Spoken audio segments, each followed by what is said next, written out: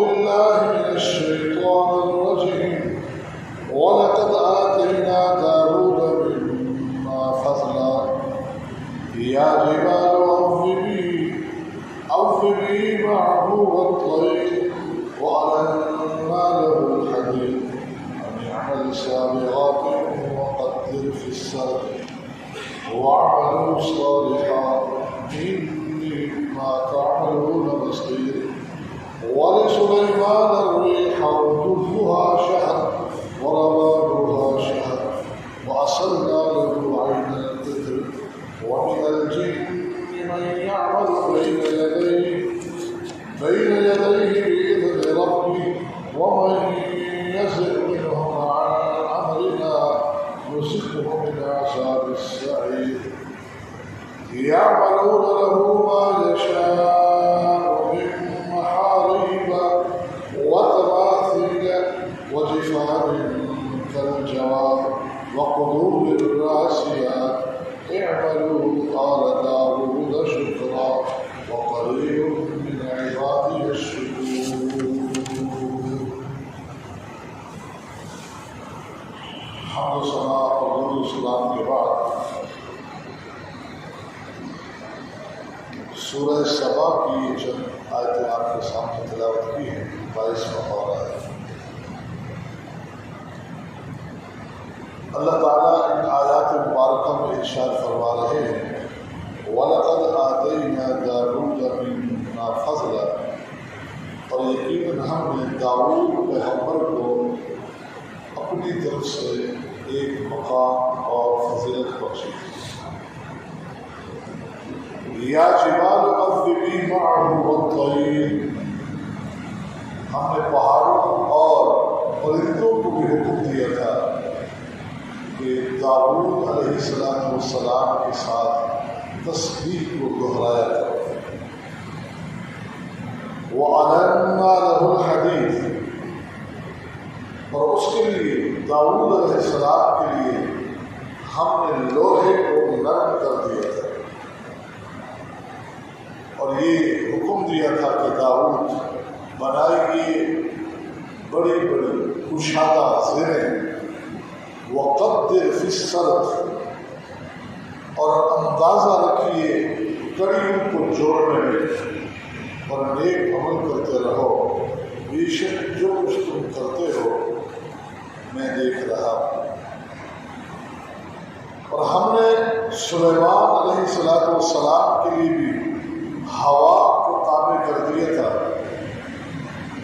غدوها شہر ورواحها شہر، صبح کی مسافت اتنی طے کر لیتے تھے کہ جتنی مسافت ایک مہینے میں طے کی جا سکتی ہے، اور ایسے ہی شام کے وقت کی ان کی مسافت اور سفر ایک مہینے کے برابر ہوا کرتی تھی. وَأَصَلْنَا لَهُ عَيْنَ الْقِطْرِ، اور ہم نے سلیمان علیہ السلام کے لیے تانبے کے چشمے کو جاری کر دیا تھا، اور جنات کو بھی ان کے تابع کیا. مَن يَعْمَلُ بَيْنَ يَدَيْهِ بِإِذْنِ رَبِّهِ، جو رب کے حکم سے سلیمان علیہ السلام کے سامنے کام کاج کرتے رہتے تھے. ہاں، ان میں سے اگر کوئی ہمارے امر کی، ہمارے حکم کی نافرمانی کرتا تو ہم انہیں آگ کا عذاب چکھاتے. یعملون لَهُ مَا یَشَاءُ مِن مَحَارِیبَ، سلیمان علیہ السلام جو چاہتے وہی کام ان کے لیے کرتے. سلیمان علیہ السلام اگر فرماتے کہ بلند ترین اونچی بڑی عمارتیں تعمیر کرو تو جنات عمارتیں تعمیر کرتے. سلیمان علیہ السلام کے حکم پر وہ تصاویر بناتے. وجفان کالجواب، سلیمان علیہ السلام کے حکم پر برتن بناتے. لگن تب پانی کے اتنے بڑے تب کہ جیسے ایک حوض ہو پانی، اتنے بڑے تب بناتے تھے. وقدور الراسیات، اور انہوں نے اتنی بڑی دیگیں بنائی جو اپنی جگہ پر جمی رہتی تھی، انہیں کوئی ہلا نہیں سکتا تھا، بہت بڑی دیگیں ہوتی تھی، کیونکہ سلیمان علیہ السلام کی بے انتہا لشکر اور لشکروں کے لیے کھانے پینے کے بندوبست کے لیے اتنا کچھ درکار تھا۔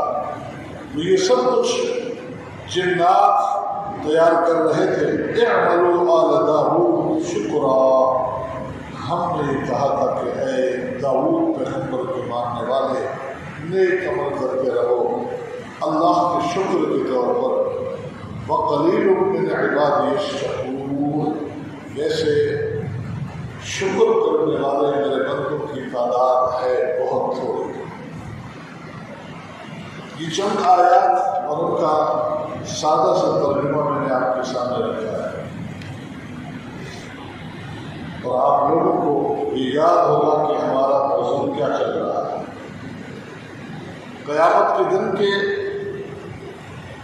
5 سوالات کی تفصیل آپ کے سامنے رکھتے ہوئے دوسرے سوال کو کہ مال کہاں سے کمایا، اس کے پھر میں نے 3 حصے آپ کے سامنے کیے تھے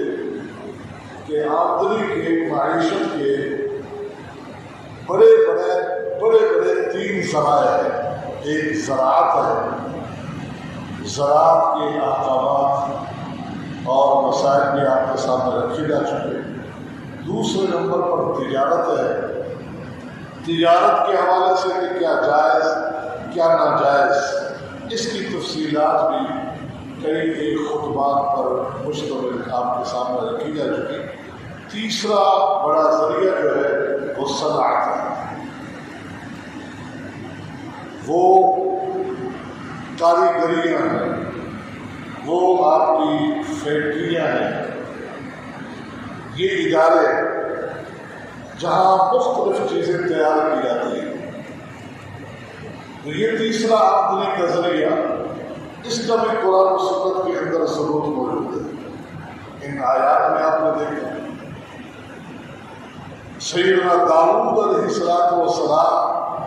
کے ہاتھ میں اللہ نے لوہا نرم کر دیا ہے، کہتے ہیں گھونگے ہوئے آٹے کی طرح۔ یہ تفصیل نبی علیہ السلام نے نہیں بتائی، مختلف مفسر ہیں۔ قرآن نے اتنا کہا کہ ان کے ہاتھوں میں اللہ تعالیٰ نے لوہے کو نرم کر دیا تھا، تو وہ زرے بنا رہے تھے۔ زرا لوہے کا ایک جنگی لباس ہے، وہ تیار کرتے تھے۔ داؤد علیہ السلام کا ویسے بھی احادیث میں تذکرہ کہ اپنے ہاتھ کی کمائی کھانا پسند فرماتے تھے۔ کبھی انہوں نے اپنے ہاتھ کی کمائی کے علاوہ کوئی اور کمائی کھانا پسند نہ فرمائے۔ اللہ تعالیٰ نے ان کو یہ حکم دیا۔ پھر ان کے بیٹے سلیمان علیہ السلام کو یہ چیز وراثتاً ملی، اور ان کے دور میں تو اللہ تعالیٰ نے تانبے کی نہریں بہا، یعنی وافر مقدار میں اللہ تعالیٰ نے تانبا مہیا کر دیا، اور پھر ضرورت کے مطابق کہ ان کے بڑے بڑے لشکر، بڑی بڑی فوجیں اللہ تعالیٰ نے ویسے ہی کاریگر مہیا کر دیے، جہاں مختلف قسم کے برتن بنائے جا رہے ہیں، تیار کیے جا رہے ہیں۔ تو یہ ضمناً ہمارے لیے جو چیزیں اخذ ہو رہی ہیں وہ یہ کہ یہ سارے پیسے، یہ سارے ہنر جائز ہے۔ یہ علیحدہ بات ہے کہ کوئی شخص ان جائز پیشوں کو بھی اختیار کر کے اس میں بھی حرام کی ملاوٹ کر سکتا ہے ہر جگہ، لیکن اصل یہ پیشے اختیار کرنا جائز ہے۔ اسی لیے محدثین کرام نے جہاں حلال و حرام کی دوسری باتیں ہمیں بتائی، وہاں ان پیشوں کے حوالے سے بھی بڑا کھل کر ابواب قائم کر کے وضاحت کی۔ جیسے کہ امام بخاری رحمہ اللہ نے ایک باب قائم کیا ہے، باب ذکر النساج، کپڑوں کی بنائی اور کڑھائی کا تذکرہ۔ بعض الخیاط، کپڑوں کی سلائی کا تذکرہ، یہ درزی کا پیشہ، خیط دھاگا، دھاگوں سے متعلق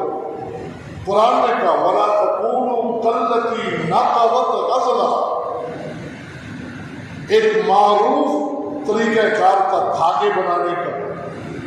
چرخہ کاٹا جاتا تھا، آج بڑی بڑی مشینیں ہیں، لیکن شروعات ہوئی ہے جو اس دور میں ہے، اس لیے اس کا ذکر ہے۔ تو اس سے متعلق دھاگا، کپڑوں کی بنائی، کپڑوں پہ کڑھائی اور کپڑوں کی سلائی، ان تینوں کو محدثین کرام نے ثابت کیا۔ اب باب ذکر النساج کا تذکرہ کر کے ایک واقعہ نقل کیا ہے امام بخاری رحمہ اللہ نے۔ سیدنا سہل بن سعد رضی اللہ تعالیٰ عنہ بیان فرماتے ہیں جاءت امرأة الى رسول اللہ صلی اللہ علیہ وسلم بالبردہ، هل تدرون ما البردہ، کہ ایک دن ایک خاتون نبی علیہ السلام کی خدمت میں حاضر ہوئی بردہ لے کر۔ پھر صحابی رسول نے پوچھا معلوم ہے کہ بردہ کس کو کہتے ہیں؟ شملۃ منسوج فی حاشیتها، وہ ایک ایسی چادر ہے جس کے کناروں پر کڑھائی کی ہوئی ہوتی ہے۔ اب کڑھائی کا ثبوت اور چادر کی بنائی کا ثبوت اس واقعے سے استدلال کر رہے ہیں کہ وہ خاتون یہ چادر لے کر آئی اور پھر نبی علیہ السلام کو پیش کی ہدیت تحفہ، اور کہا اے اللہ کے نبی صلی اللہ علیہ وسلم نسجتها بیدی لأکسوکها، میں نے خود اس کو تیار کیا، اس چادر کو میں نے خود تیار کیا، اس کی بنائی، اس کی کڑھائی میں نے اپنے ہاتھوں سے کی ہے، اور اسی نیت سے کی ہے کہ میں آپ کو پہناؤں، میں آپ کو دوں گی تاکہ آپ پہنیں۔ اس نیت سے ہی میں نے اس چادر کو تیار کیا ہے، آپ میری طرف سے یہ تحفہ قبول کریں۔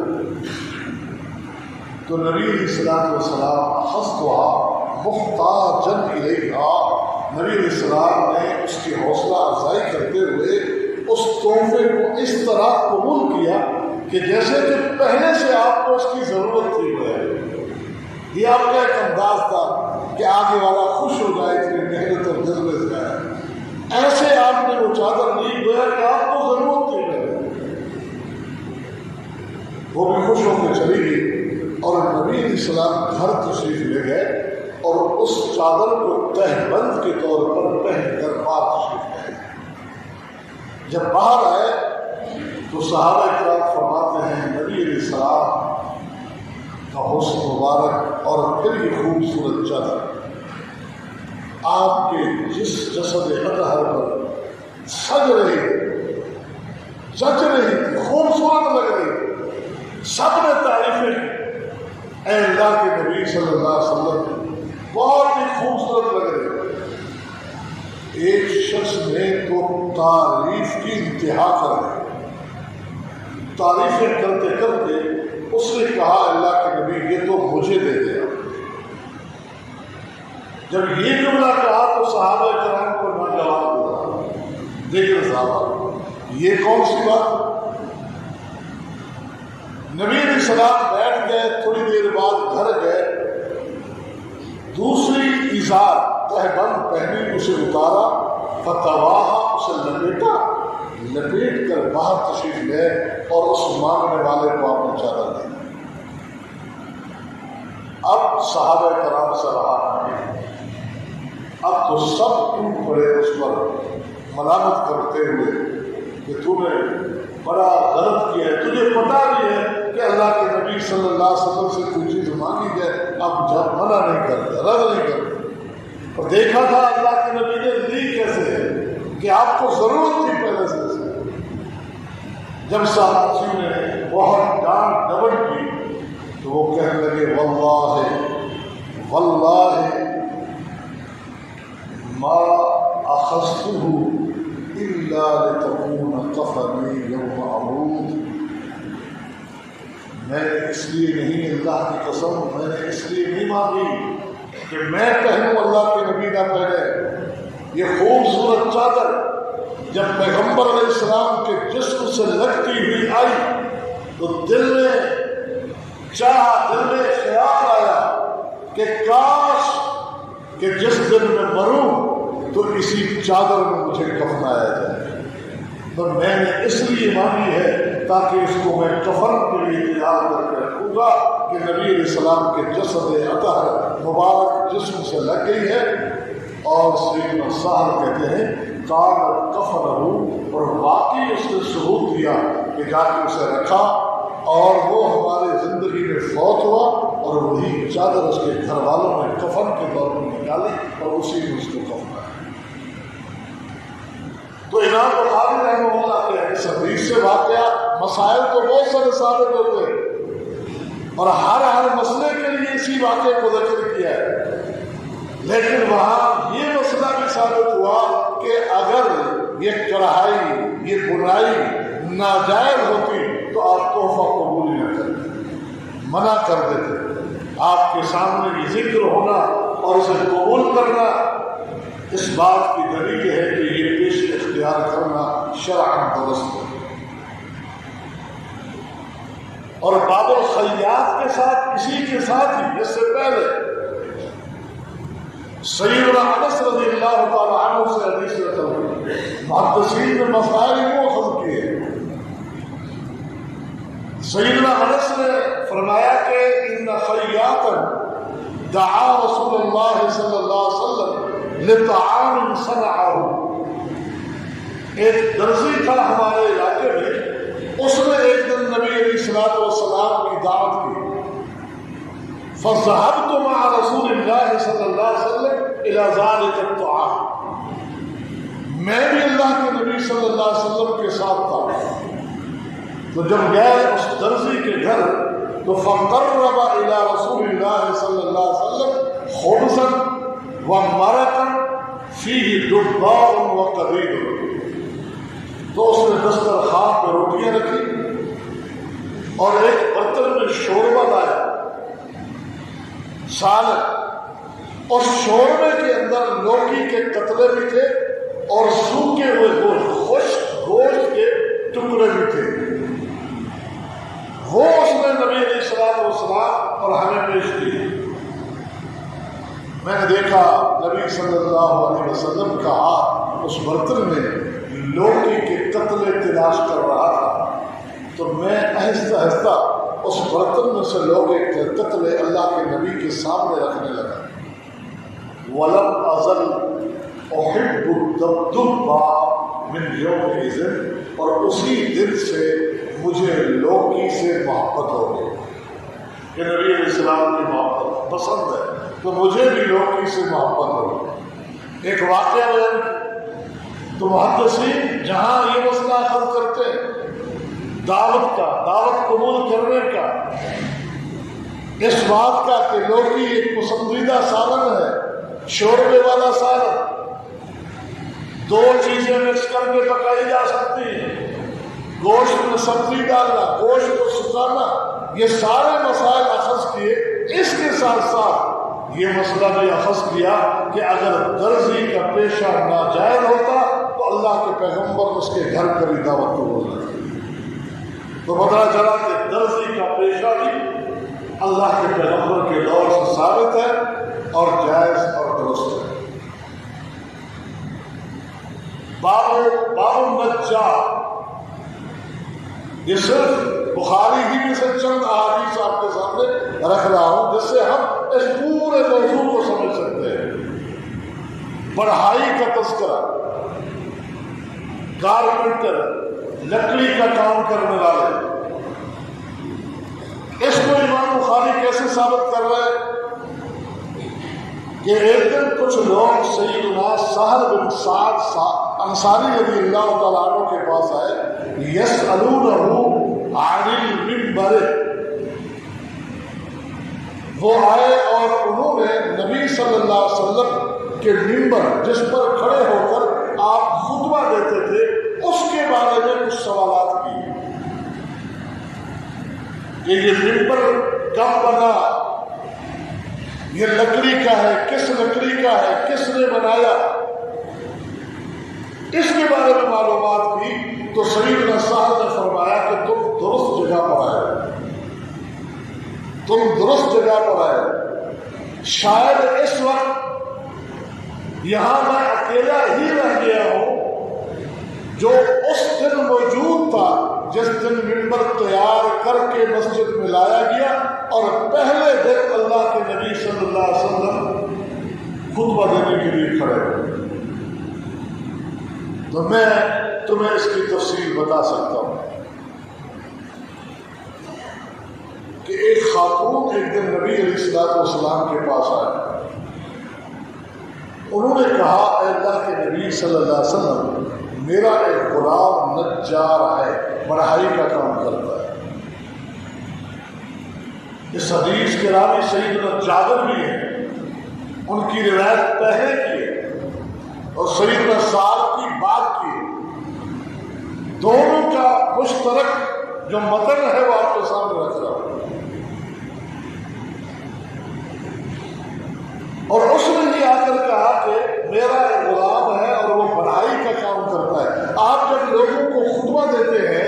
اگر آپ کہیں تو میں غلام سے کہوں کہ لکڑی کا کوئی تخت وغیرہ بنا کر آپ کو دے دے، آپ اس پر بیٹھ کر لوگوں کو خطبہ دے دیا کریں۔ اس وقت تو نبی علیہ السلام نے توقف کیا، پھر نبی علیہ السلام نے پیغام بھیجا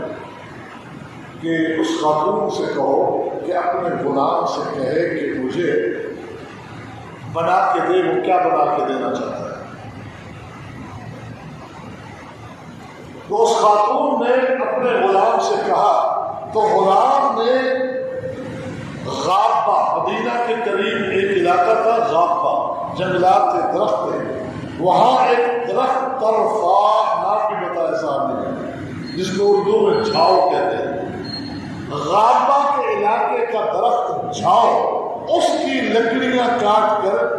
اس نے نبی علیہ السلام کے لیے ممبر تیار کیا۔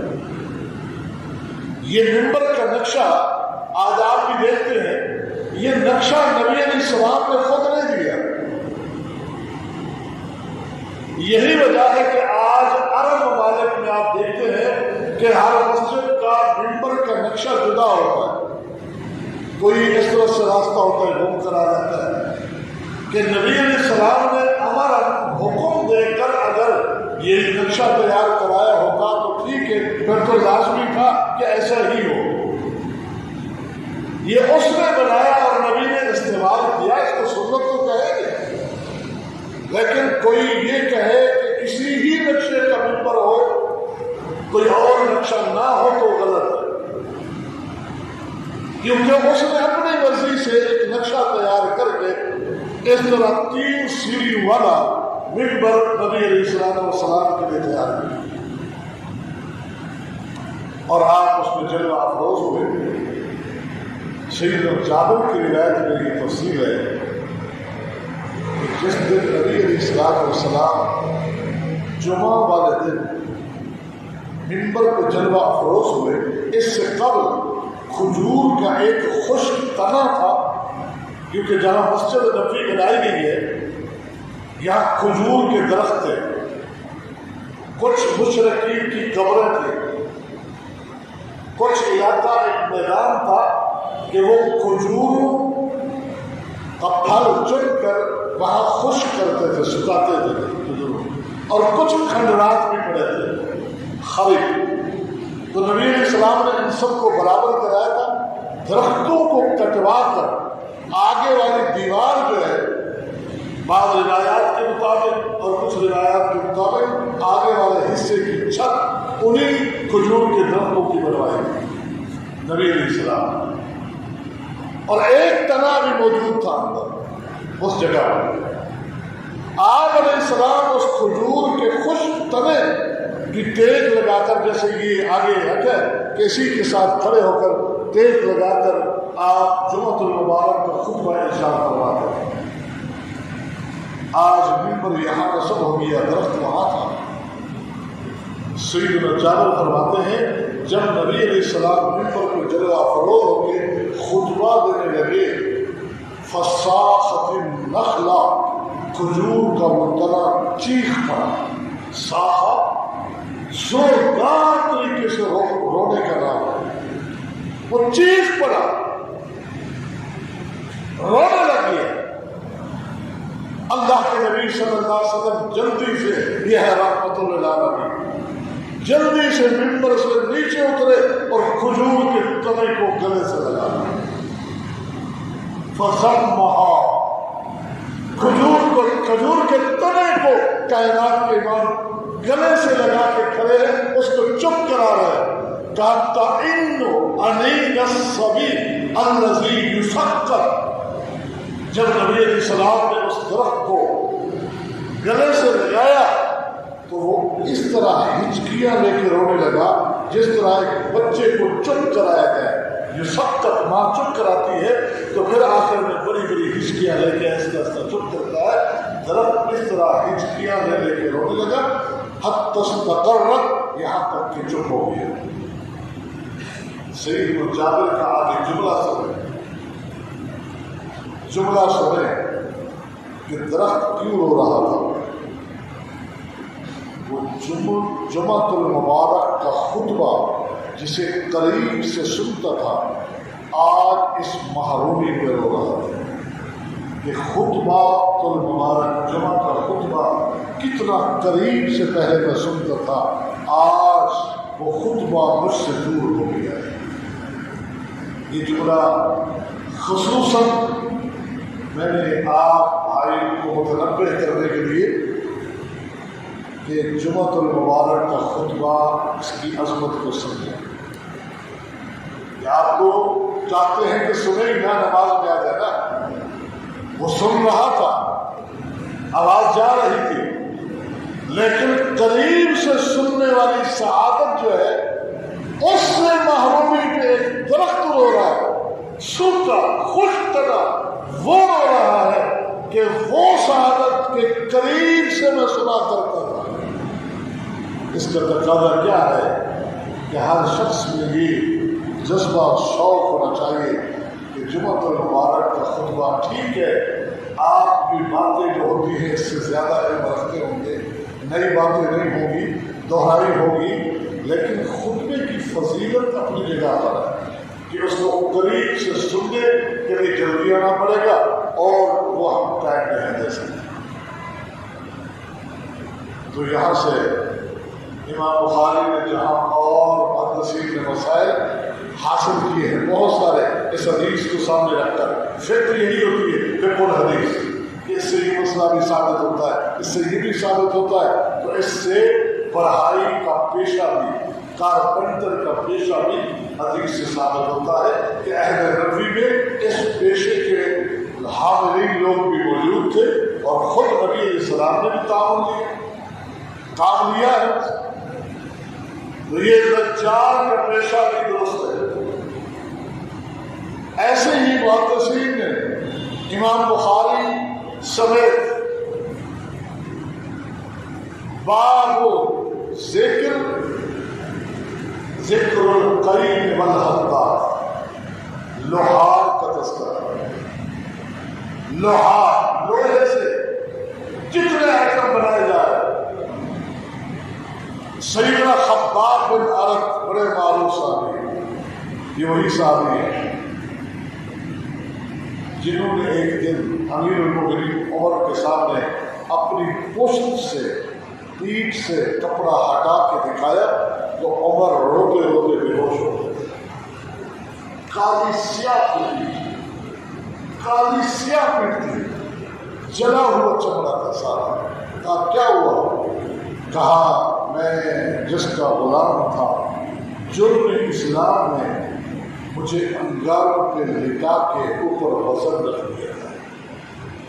میرا خون، میری چربی پگھل کے انگاروں کو ہو جا رہی ہے، لیکن توحید میں، اسلام میں ذرا برابر بھی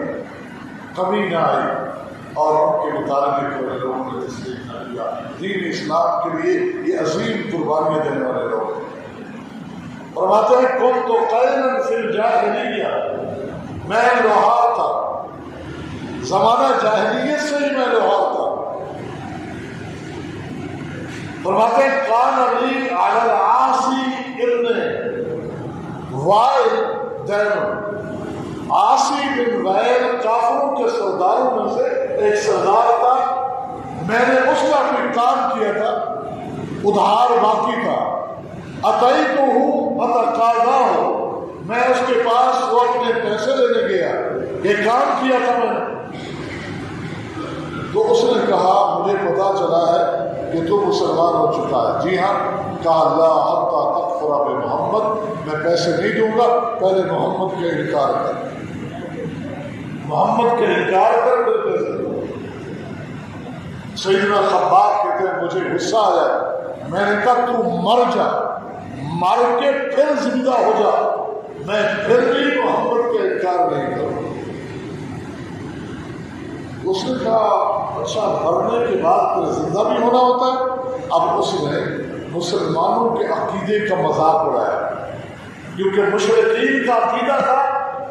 کہ جو مر گیا سو مر گیا،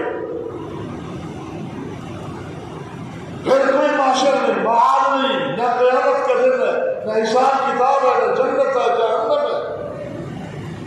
یہ وہ کافر تھے جس طرح کہ آج ہندو مذہب کے حاملین معاشر کو نہیں مانتے، حساب و کتاب کو نہیں مانتے، وہ دنیا میں نئے جنم کو تو مانتے ہیں، نظریہ تناسب کے قائل تو ہے، لیکن کسی جنت و جہنم آخرت کو نہیں مانتے۔ تو وہی نظریہ انہیں کے حاملین تھے، وہ آخرت کے منکر۔ تو اب اس نے مسلمانوں کے اس عقیدے کا مذاق اڑانا چاہا، کہا دیکھو آج تم لوگ تنگ دست و غریب و کچھ نہیں، تمہارے پاس میرے پاس سب کچھ ہے، مال ہے، اولاد ہے، زمینیں، ہر چیز ہے، تو پھر مر کے جب اٹھیں گے پھر بھی یہ سب کچھ مجھے ملے گا، تم ایسے ہی ہوگے، تو اس وقت میں تیرا قرضہ دے دوں گا، اس وقت تیرا قرضہ دے دوں گا جب دوبارہ اٹھیں گے نا، تمہارا عقیدہ ہے کہ مر کے پھر اٹھنا ہے، تو اس وقت دے دوں گا۔ ابھی دیا ہے تمہارے قول کے مطابق کہ رب نے سب کو دیا، تو ابھی بھی اس نے ہمیں دیا، تمہیں نہیں دیا، پھر اٹھیں گے تو پھر بھی وہ ہمیں دے گا۔ اس پر اللہ تعالیٰ نے یہ آیات نازل فرمائی تھی کہ افرأیت الذی کفر بآیاتنا، ذرا اس کافر کا حال تو دیکھو کیا کہتا ہے، لأوتین مالا وولدا، یہ کہتا ہے میں اٹھوں گا تو پھر مال بھی ملے گا، اولاد بھی۔ اطلع الغیب ام اتخذ عند الرحمن عہدا، یہ غیب جانتا ہے، یہ رب سے وعدہ لے چکا ہے کہ اس طرح کی باتیں کرتے ہیں۔ تو سیدنا خباب نے کہا کنت قیلا، میں لوہار تھا۔ تو لوہار کا پیشہ امام بخاری نے ثابت کیا، دیگر محدثین نے ثابت کیا کہ یہ پیشے، یہ صنعتیں اختیار کی جا سکتی۔ باب فی ذکر صباغی، سوناروں کا تذکرہ، سوناروں کا تذکرہ، اس کے تحت امام بخاری نے دو حدیثیں نقل کی۔ ایک حدیث آپ کے سامنے رکھتا ہوں کہ نبی علیہ السلام نے جس دن مکہ فتح کیا، مکہ فتح کرنے کے بعد آپ نے ایک تاریخی خطبہ ارشاد کیا تھا، جسے سن کر یمن کے ایک سردار ابو شاہ نامی شخص نے کہا تھا اکتبوا لی، یہ آج کی ساری تقریر مجھے لکھ کے دو۔ تو نبی علیہ السلام نے فرمایا تھا اکتبوا یا ابی شاہ، صحابہ سے کہا تھا آج کی میری ساری خطاب کی یہ تقریر، یہ ساری باتیں ابو شاہ کو لکھ کر دیں۔ تو اس خطبے میں اللہ کی حمد و ثنا کے ساتھ آپ نے فرمایا تھا کہ لوگوں، اللہ تعالیٰ نے ان اللہ قد حرم مکہ ولم تحل لأحد قبلی ولا لأحد بعدی وانما حلت لی ساعة من نہار، یہ مکہ حرمت والا شہر ہے، اللہ نے مجھ سے پہلے جب سے ابراہیم خلیل اللہ نے اس کی حرمت کی دعا کی، اس وقت سے لے کر میری بعثت تک اللہ تعالیٰ نے یہ کسی کے لیے حلال نہیں کیا، اور نہ ہی میرے بعد اللہ تعالیٰ کسی کے لیے حلال کرے گا۔ البتہ کوئی شخص یہ کہے کہ اللہ کے پیغمبر نے تو تلوار اٹھائی اور مکہ فتح کیا، تو انہیں کہہ دینا انما حلت لی ساعۃ من نہار، اللہ تعالیٰ نے میرے لیے دن کے کچھ حصے میں اس حرم کی سرزمین مکہ کو حلال کر دیا۔ میرے لیے اللہ نے حلال کیا ہے، مجھ سے پہلے بھی کسی کے لیے حلال نہیں کیا، میرے بعد بھی کسی کے لیے حلال نہیں کیا۔ کیا حلال نہیں؟ فرمایا یہاں لا یختلا خلا، یہاں کی گھاس بھی کوئی نہیں کاٹ سکتا، ولا یعضد شجرها، اس سرزمین کا درخت کاٹنے کی بھی اجازت کسی کو نہیں، ولا ينفر صیدها، یہاں شکار کا کوئی جانور موجود ہو اس کو پکڑنا تو دور کی بات ہے، اس کو ڈرانا بھی جائز نہیں کسی، جس کی صحابی نے وضاحت کی کہ اگر ایک ہرن دیکھو حدود حرم میں ایک درخت کے نیچے بیٹھا ہے، تم اس درخت کے پیچھے سائے میں بیٹھنے کے لیے جاؤ گے، وہ ہرن تم سے ڈر کر بھاگ جائے گا، یہ بھی ناجائز ہے تمہارا۔ یہ امن والا اور حرم والا حرمت والا اللہ نے اس کو ایسا بنایا، وَلَا يُلْتَقَطُ لُقْطَتُهَا، یہاں کی گری پڑی کوئی چیز نہیں ہے، قیمتی سے قیمتی چیزیں اگر پڑی ہوئی ہے، راستے پر پڑی ہے، سڑک پر پڑی ہے، کسی کو اٹھانے کی اجازت نہیں، اِلَّا لِلْمُعَذِّرِ، صرف وہ اٹھا سکتے ہیں جن کی ڈیوٹی ہے کہ گری پڑی چیزیں اٹھاؤ اور پھر اس کا اعلان کرو تاکہ وہ چیز جس کی ہے اس تک پہنچ جائے۔ 1 سال تک اعلان کرنے کی پھر ان کی ڈیوٹی ہے کہ 1 سال تک اسے محفوظ رکھیں اور لوگوں کے سامنے اوپن کر کے رکھیں۔ اس کے علاوہ کسی کے لیے رخصت نہیں ہے کہ کوئی قیمتی سے قیمتی چیز بھی راستے میں پڑی ہے، سڑک میں پڑی ہے، اس کو اٹھا نہیں سکتا۔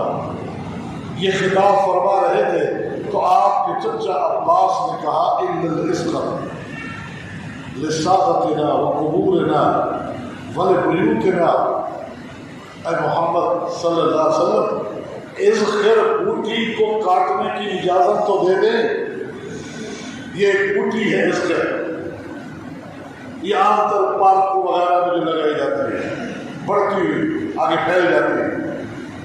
اس کو کاٹنے کی اجازت تو دے دیں۔ ہمارے سنار اپنی بھٹیوں میں اسی کو خشک کر کے جلاتے ہیں، ہمارے سناروں میں کہیں بڑی کارآمد ہے، اور ہم لوگ بھی اپنے کچے گھروں کو لیپ کرتے ہیں، جیسے آج سیمنٹ سے پلستر کے وہ کچی مٹی میں اس کو کاٹ کر ڈالتے تھے تو اس میں مضبوطی آتی تھی۔ ہم گھروں کی لیپ کرتے ہیں، اپنے قبروں کا گارا بناتے ہیں تو اس میں اس کو استعمال کرتے ہیں، اس گھر بوٹی کی اجازت تو دے دیں۔ آپ نے فرمایا اِلَّا الْإِسْقَرَ، ٹھیک ہے اس گھر بوٹی کی اجازت ہے کہ وہ کاٹی جائے۔ تو امام بخاری نے کہا کہ عباس نے کہا ہمارے سناروں کے لیے ضرورت ہے، اگر سنار کا پیشہ ناجائز ہوتا آپ وہی منع کر دیتے، کون ہے سنار، کیوں کام کرتا ہے، بلکہ آپ نے سہولت دی سناروں کے لیے تو سنار کا پیشہ بھی جائز ہے، لیکن جائز طریقے سے جو شریعت نے رکھے ہیں انداز، جو اصول پھر آگے تجارت میں آتا ہے، اور تجارت کے اصولوں میں سونے کی تجارت پر بھی ہماری گفتگو ہو چکی ہے، چاندی سونے کی تجارت پر بھی۔ تو یہ چند پیشے میں نے آپ کے سامنے رکھے ہیں، صنعت حرفت ہے، جس سے اس مضمون کا سمجھنا ہمارے لیے آسان ہو جائے گا کہ ہماری آمدنی کا ایک تیسرا بڑا ذریعہ جو ہے صنعت و حرفت ہے، انہیں بھی حلال طریقے سے ہی کمانے کی کوشش کی جائے۔ اللہ تعالیٰ ہمیں قرآن و سنت کی فہم عطا فرمائے اور اس کے مطابق عقیدے اور عمل کی توفیق عطا فرمائے۔ وآخر دعوانا